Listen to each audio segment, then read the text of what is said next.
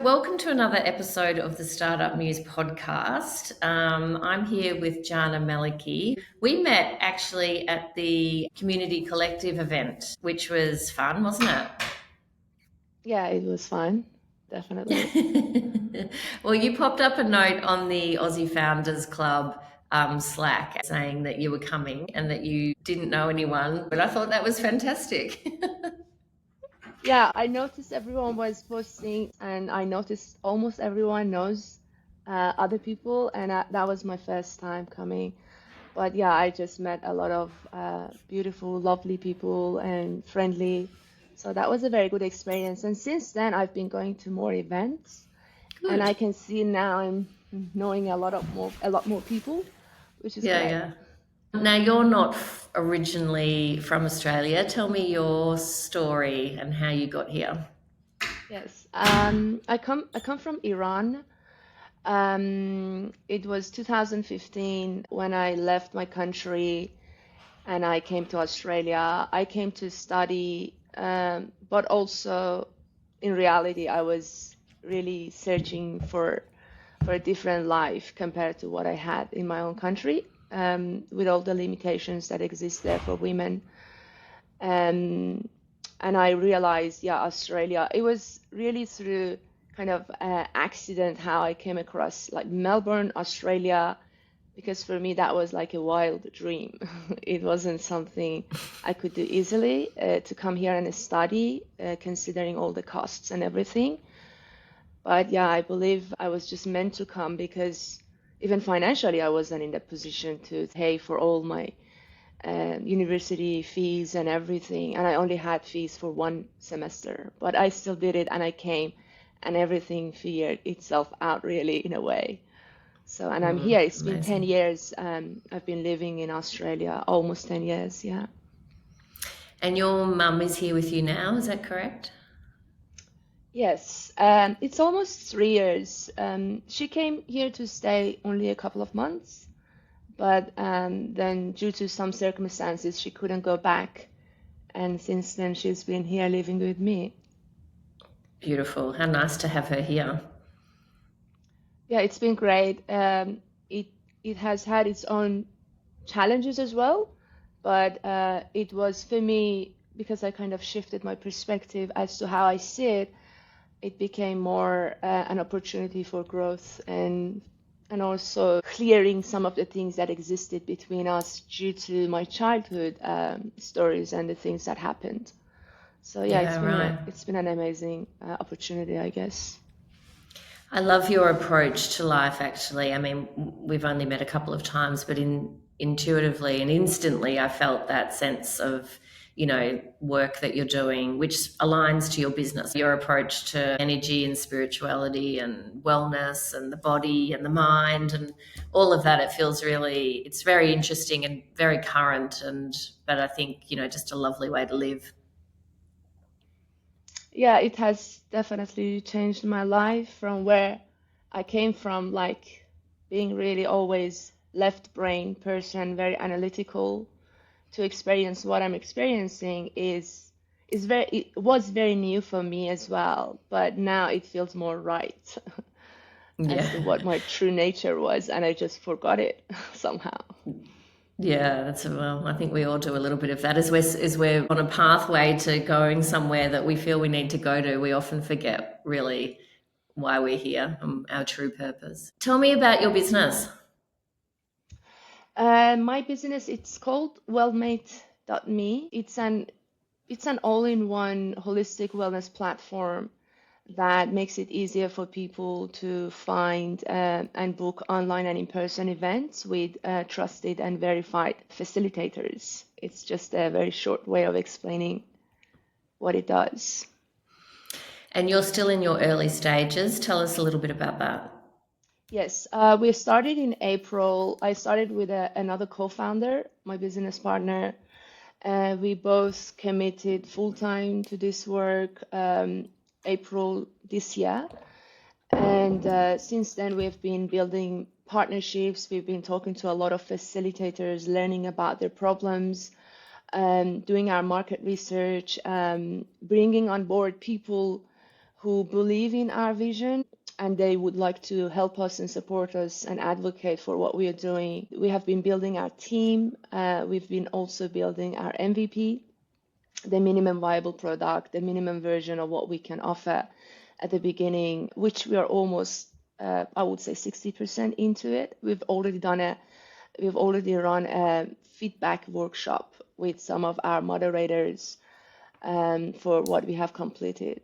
So it's been great. It's been maybe I would say a bit slow because we've been doing it all ourselves, but it's been steady. It's been consistent. And I love the way that you're approaching it because most founders don't do the amount of research that you're doing. A lot of founders go straight to build. They acknowledge that there's an issue somewhere, and rather than investigate that issue, they go and build something and launch something and then work out maybe that's not quite working.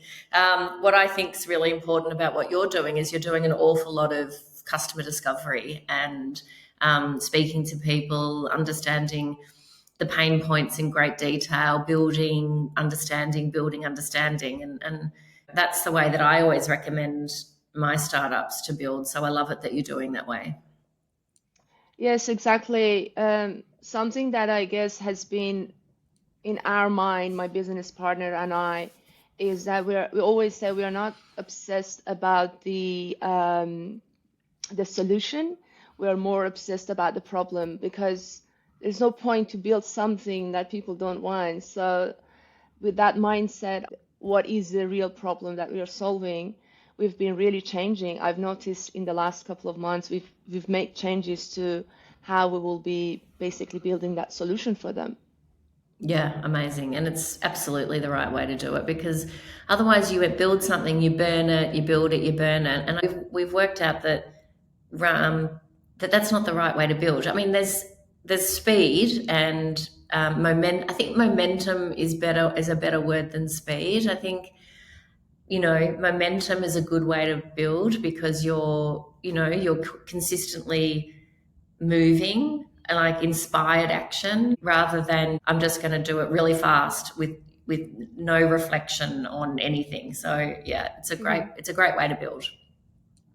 Absolutely. Uh, let's someone understand a little bit more about your passion for being an entrepreneur and where that's come from. Where did your interest to start a business come from? Was that family, books? Definitely not family, because I was in corporate. I had a completely different mindset, I would say, a few years ago. And I was just going through some through learning and opening up to really who I am and going deeper within me. And the reason for that was I got to a point in my life where I kind of achieved everything I thought would make me happy. I was always an achiever, and I was very much about studying and getting all degrees, and I did a lot of that.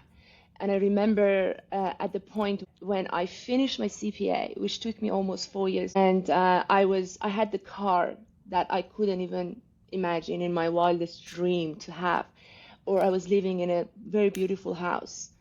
And that time, I just felt, honestly, I felt the most miserable I could have felt in my whole life.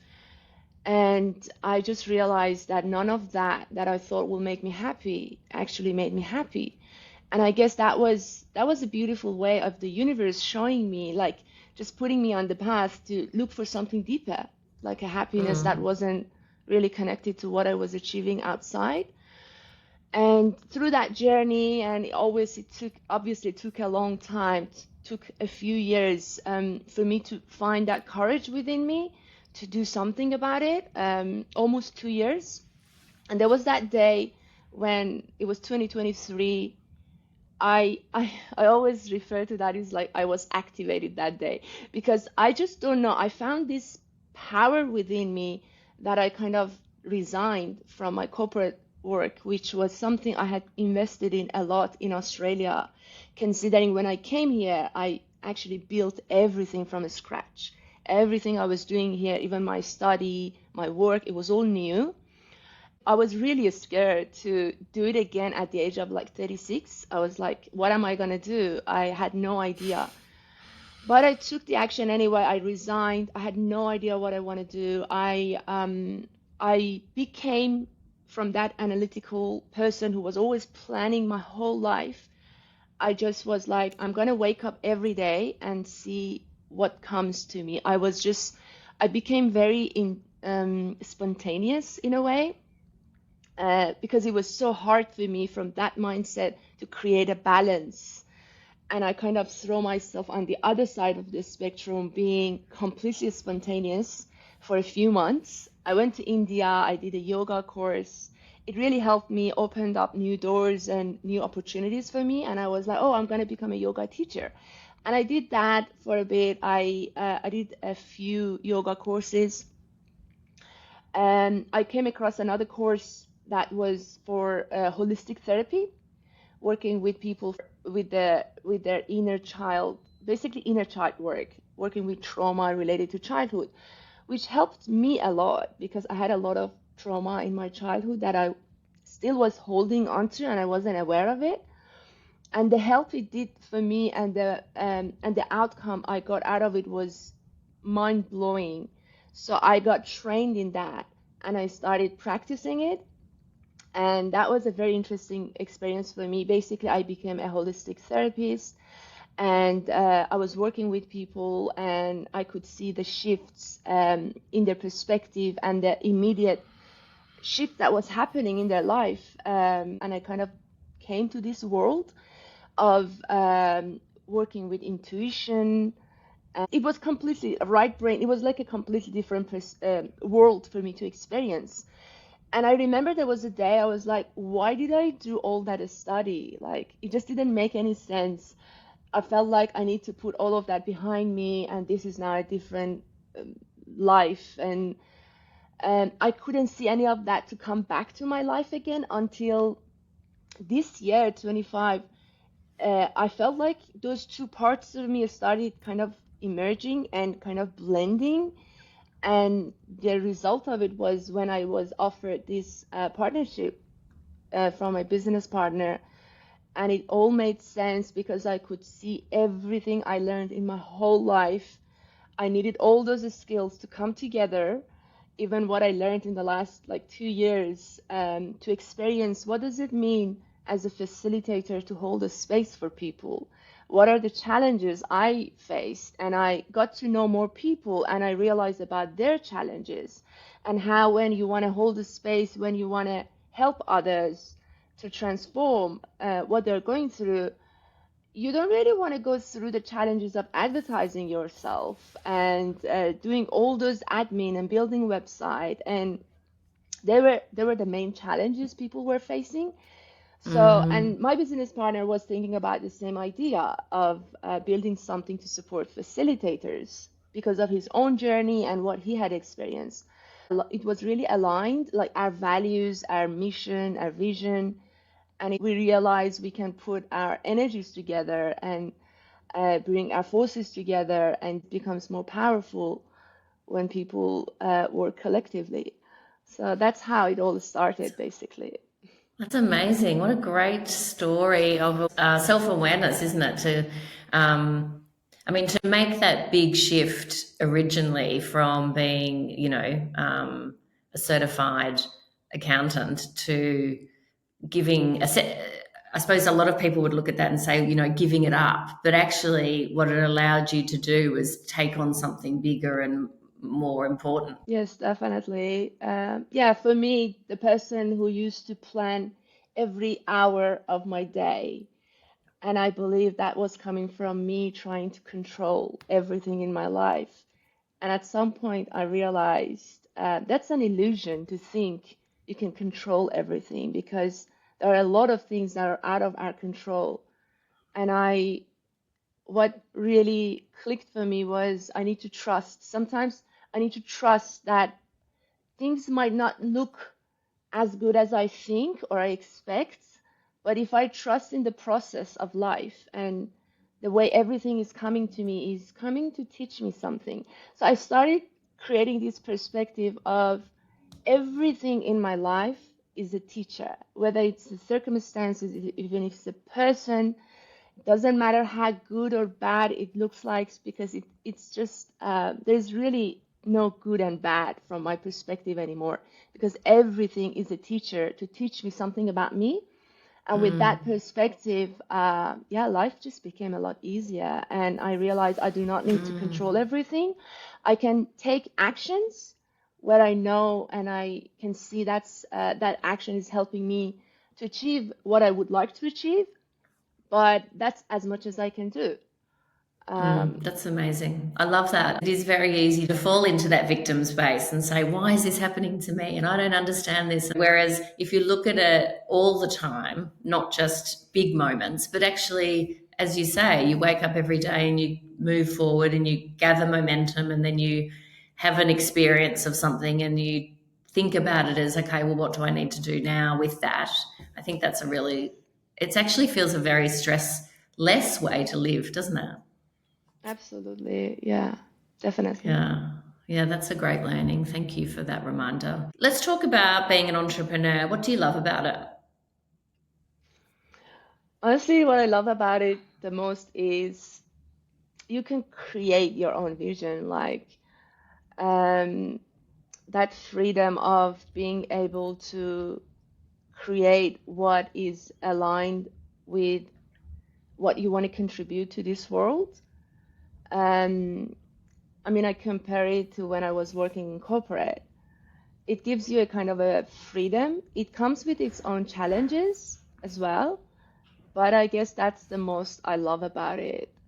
Even though there are times you might be working more hours, but you still have the freedom to decide what you want to do for your own life in many Yeah. ways.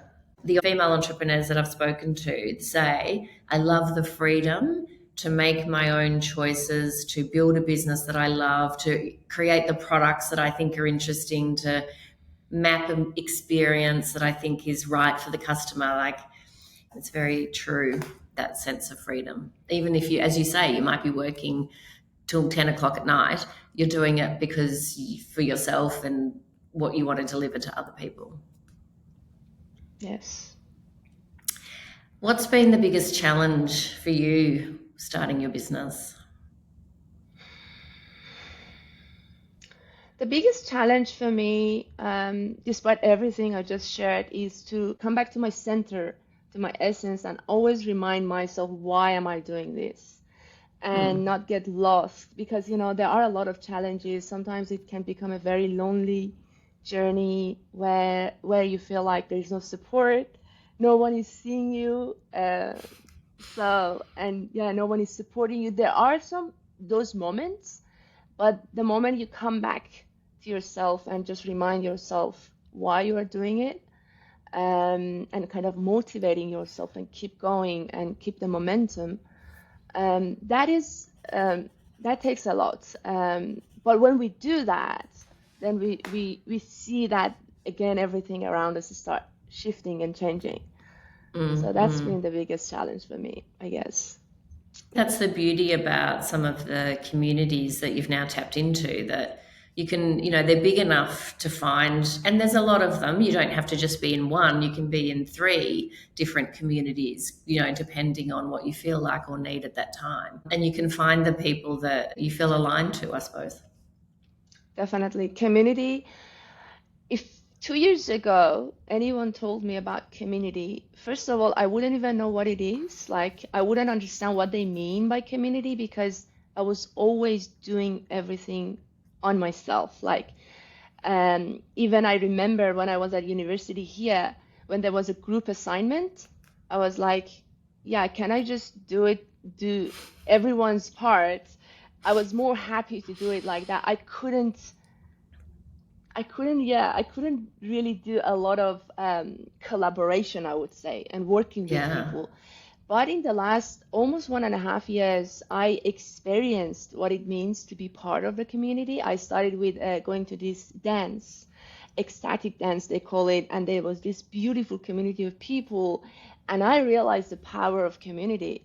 And that's why in what we are doing, well, me, we are really emphasizing on that, because we both have experienced the power of the community, and the magic that comes out when people come together, especially people with the same values, and um, yeah, the people who are values aligned. When they come together, they create magic, and that energy that is created through that community is, yeah, it's just, you can't create that by yourself.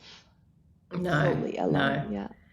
I love that example of doing university projects and wanting to do it all yourself. I think that was also coming from that control. Like, I like to Yeah, control it and definitely. make sure it's perfect. Yeah, yeah. Well, that's one of the bits of data and one of the reasons that I've invested so much time and energy in the Startup Muse concept is women grow up with this sense of needing to be perfect. We do think we have to be perfect, and we don't have the same level of confidence that the men do. But where does it come from? And so it's interesting conversations that we're having around this for women, particularly. Hmm. Yeah, it is interesting. I definitely have had that a lot. And I guess that belief of like it needs to be perfect is what, at least for me, stopped me from taking actions. Mm. Because if it wasn't perfect, I didn't want anyone to see it Yeah. because I wasn't happy with it. But I have resolved a lot of that within me. I would say I'm not completely, it's a still work in progress for me, but Mm. it has definitely changed a lot within me, becoming more comfortable in my own skin and being able to make mistakes, and know that it's okay. Because at the end of the day, I actually realized a lot of those people that I was seeing as very confident, I realized most of them, they're figuring it out as they're going forward. And Mm. it's, they, yeah, it doesn't have to be perfect. I know it is again part of wanting to build this community for girls to build businesses is about having a group of people around them that that they can rely on, they can talk to. Someone else in a girl in Iran might be building a similar business to a girl in China or Australia, and they can meet and chat and work out the issues that they're having, and to really build that community and confidence as a collective is I'm really passionate about that. One of the biggest insights we get from speaking to the girls is I don't know where to start. There's lots of young girls, women that have great ideas, but as we're hearing, they don't know where to start. Is that an insight that resonated for you? Look, for girls at that age, I can imagine that being something that will resonate with them.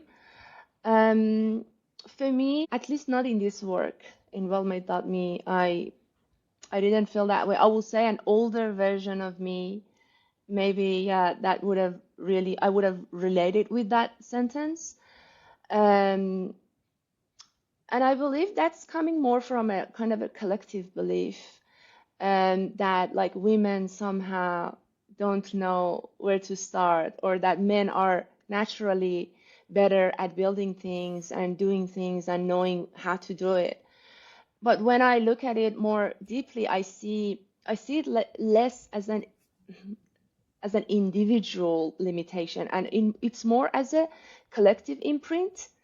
It's like a generations of cultures and systems reinforcing those limiting narratives, and many of us are carrying those narratives unconsciously, and as it and it shapes how we perceive ourselves before we have even taken a step forward. So for me, what really shifted things was choosing to see beyond gender, really, to recognize that creativity, vision, leadership, they're not inherently masculine or feminine traits. And when you look at people more as a whole being, rather than defined by their gender, it changes the way you act, the way you step into the world, and the way you present yourself. So yeah, so when starting wellmade.me for me was uh, basically less about not knowing where to start, and it was more about unlearning those collective beliefs that Mm-hmm. I know I was carrying them, and trusting that the path would just really reveal itself through action and alignment. um, yeah, and I believe when once and it's still work in progress for me. Every situation that comes up in this business for me, including the pitch I did just this week, that's for me personal growth. It's not, business is great and I'm obviously building that, but it's like, how can I let go of those limiting beliefs that I've always carried with me, especially the country I grew up in. There's a lot of those stuff about women and how they just limit you and they don't want you to grow. And so it hasn't been easy, but it's all about letting go of those limiting beliefs individually. Yeah, that's right. And these are conversations that the young girls I don't think many young girls are privy to unless they've got a very conscious parent. So they stick with the traditional roles that they're sort of they're that are created around them. So again, having a place where you can even just have this conversation, to be able to explain that to a 15-year-old girl, that you don't actually need to live in the space that you're being told to live in. You can create your own space. I feel like that's a really important part of what we're doing as well. I believe what you're doing is amazing to create that awareness in girls in that age. Wow, that's amazing. Like if I had that, that would have been like amazing. Yeah, yeah. Well, it's also born out of my own experiences and the experiences of other women around me. And so I've written the book, and the book's out, which is that's for the Mm-hmm. tween girl. And the platform we're building is for the teenage girl. But all the conversations are the same. Like there's a whole section in here about self belief. We spend so much time growing up feeling inadequate. I want to stop all that thinking for these women, and I want them to start to think, actually, you know what? I can do this. And it doesn't have to be perfect, but I can do this. That's a great work. I don't know if I mentioned that to you before, but we are a social enterprise. So we will be donating a percentage of our profit to some of the projects we call Mm, projects of impact. There are mm, three main areas that we would like to invest those money and donations towards. And one of them is to support young people, teenagers. And that is something big for myself, my co-founder, and I know a lot of people who are already coming as collaborators, like our community leaders. They're so passionate about teaching teenagers. It's like how to regulate their emotions, how to look mm, at themselves more as a whole, that they're not just this physical body, there's a lot more, and to bring that fulfilling life and harmony back into our life. We need to create that harmony within ourselves, between our mind, our body, our emotions, even an energy body, and being able to understand those emotions. Because, I mean, for me, I didn't even know I have emotions. Like I didn't know how to express my emotions. And mm, if I had that opportunity to understand all of this about myself, I believe everything would have been completely different. The way I handle challenges in life and situations that come up in connections, relationships. It's not just about studying. That was my life, my whole life. It was just being the best student at school and getting the best grades, which is okay. There's nothing wrong with that, but the other parts of me were all left behind and I just learned mm, nothing about them. So mm, mm, we would like to support teenagers. We believe they are the ones who are going to be leading this world, living on this planet, bringing the next generation. So if we have conscious, aware people, parents for the next mm, generation, that's the best thing we mm. can do. That's the best Yeah. change we can make in this world.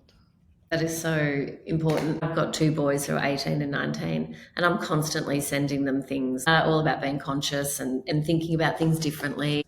And I know that they're just like going, oh God, I think they'll eventually think, oh, that was really interesting that mum did that. But at the moment, it's like, why is she doing this? What would you tell your 11-year-old self about money, business, being an entrepreneur? What would you tell her? The 11-year-old of me, I remember her. She was too worried about being perfect and just getting the best scores and marks at school. And yeah, also money being a problem at that age when I was growing up. Knowing what I know today, first of all, I know money is not everything. I would tell her when you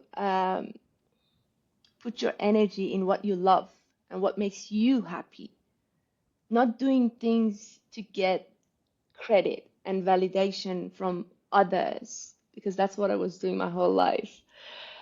Do things because they make you happy and they give you that feeling of satisfaction, just the happiness within you. And know if you do that consistently, the money will just flow into your life. The goal should be for you to feel happy in your own skin, who you are, be proud of who you are, and speak your truth no matter what. And everything will just come together and it will just be exactly as it should be. Beautiful. Thank you so much, Jana. That was amazing. Such a great, different conversation too from the conversations that I've had, and different, obviously, because you're talking a lot about being conscious and aware and following your path to happiness, and something that I believe very strongly in as well. And something that I really want to bring to these young girls that we're building, the tween girls, but the teenage girls, because the teenage years for girls can be pretty brutal. So to give them another perspective and another community and another set of skills that they can utilize and play with and experiment with, I think is something that I'm really passionate about. So thank you very much. Yeah, thank you. Thank you so much for having me. It was A great. pleasure.